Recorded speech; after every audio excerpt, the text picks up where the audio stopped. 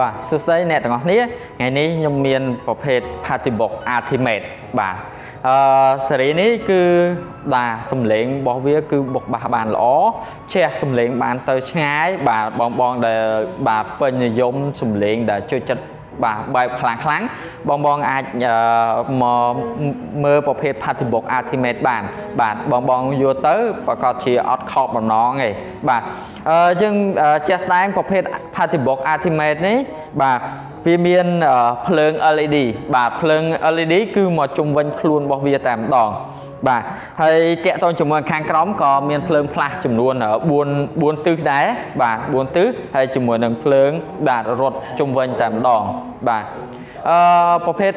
ធុងបាស Patibok Ultimate នេះគឺវាមានកម្លាំងវ៉ាត់1100វ៉ាត់បាទបងប្អូនស្ដាប់អត់ច្រឡំទេគឺ1100វ៉ាត់បាទអញ្ចឹងប្រភេទ Patibok Ultimate គឺវាមានយើងអាចហៅថាសំឡេងនេះជាប្រភេទ 3way អញ្ចឹងវាមាន Egoy 1បាទ Mid ជាមួយនឹងសាប់ដប់បាទអានេះយើងហៅថាសាប់ដប់បាទអញ្ចឹងប្រភេទនេះគឺវាបុកបាសមកខ្លាំងតែម្ដងដែលបងដែលពេញនិយមជួយចាត់សំឡេងបែបព្រៀងកាចអីអាចធ្វើការជាវប្រភេទធុងបាស Patibok Ultimate ទេបានបាទហើយតើតើជាមួយតម្លៃរបស់វាគឺនៅសល់ត្រឹមតែ$1099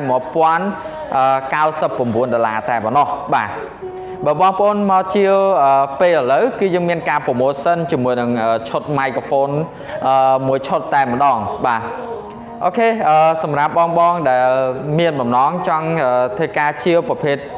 ផលិតផល JBL បាទបងអាចអញ្ជើញមកបាននៅ showroom Nanosound ពួយចន្ទង់ដែលសន្ធិដ្ឋនៅលើផ្លូវសង្ហព័ន្ធរ៉ូស៊ី